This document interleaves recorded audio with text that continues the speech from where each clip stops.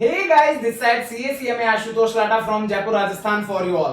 So guys, स्वागत है आप सभी लोगों का लाटा प्रोफेशनल एकेडमी के प्लेटफॉर्म पर, जहां पर कॉस्टिंग आसान है।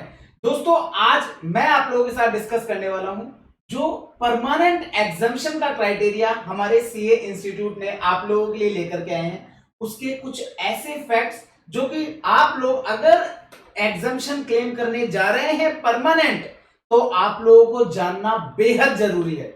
जी हाँ दोस्तों, परमानेंट एग्जामिशन के कुछ ड्रॉबैक्स हैं जो कि आपके इस डिसीजन पर क्वेश्चन मार्क खड़ा कर सकते हैं।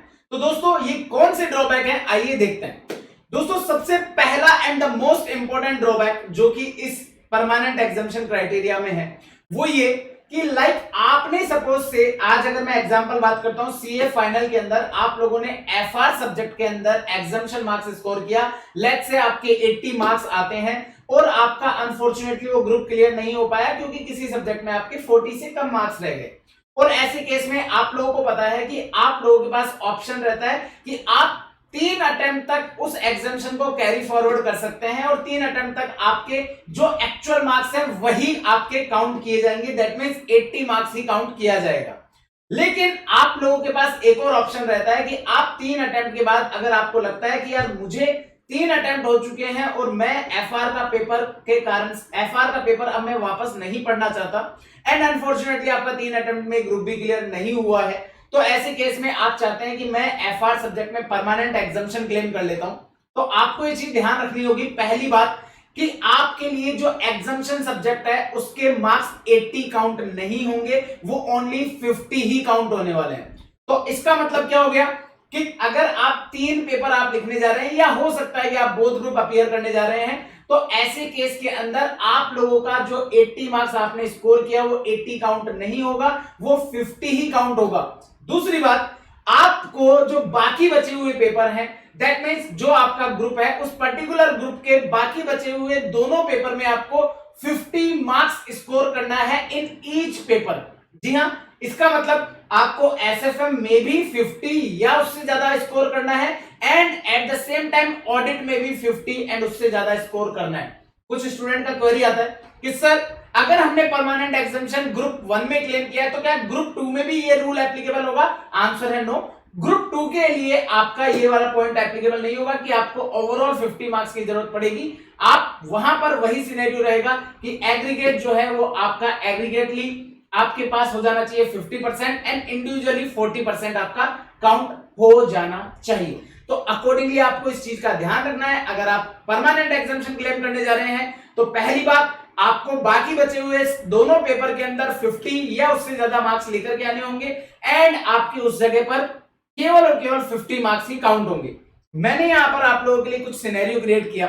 सब्जेक्ट 1 आपका एफआर में आपका एग्जामिशन आता है, लेट्स से 70 मार्क्स आते हैं, तो ये आपके आने को 70 आए, ये आपने यहां पर इसको परमानेंटली एग्जामिशन क्लेम कर लिया। यहां पर आपके 50 से ज्यादा 50 से ज्यादा नंबर आ जाते हैं, लेकिन यहां 48 ही रह जाते हैं। ऑल्दो टोटल ओवरऑल 173 होता है, but still in this case आपके लिए एग्जामिशन जो है वो आपका 70 वाला काउंट होगा 50। तो अकॉर्डिंगली यहां पर ये नहीं है कि सर ये तो 100 से प्लस हो गए ना, तो 50% से प्लस हो गए, स्टिल आपका रिजल्ट पॉजिटिव नहीं होगा क्योंकि आपके इस पेपर नंबर 3 में 50 मार्क्स नहीं है। तो आपको इसमें 50 या 50 से प्लस लाने होंगे दोनों ही पेपर में।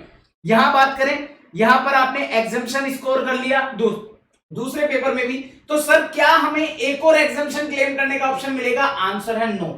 एग्जामिशन का क्राइटेरिया बड़ा सिंपल है और वो ये कि वो 1 सिटिंग में पूरे के पूरे पेपर आपको उस पर्टिकुलर ग्रुप के देने हैं, तो ही आप एग्जामिशन क्लेम कर सकते हैं। अगर आपको एग्जामिशन कितनी क्लेम की जा सकती है, तो 3 सब्जेक्ट है, 3 सब्जेक्ट में से आप 2 सब्जेक्ट में मैक्सिमम एग्जामिशन क्लेम कर सकते हो।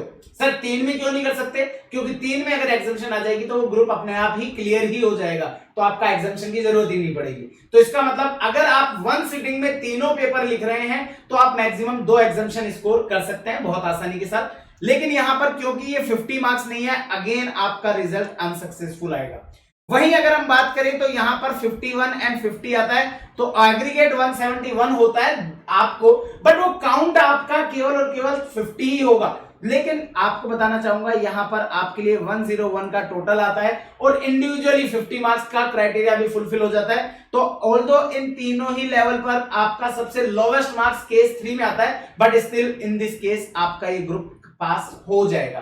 तो आप लोग अगर परमानेंट एग्जामिनेशन क्लेम करने जा रहे हैं तो इस पूरे क्राइटेरिया को बहुत अच्छे से ध्यान रखेंगे। आपके रिमेनिंग पेपर में 50 या उससे अधिक मार्क्स आपको लेकर के आने होंगे। आई होप ये वीडियो आपके लिए यूजफुल रहा होगा। अगर यूजफुल रहा हो तो वीडियो के कमेंट सेक्शन में जरूर से बताइएगा। Okay guys, that's all, bye bye, take care.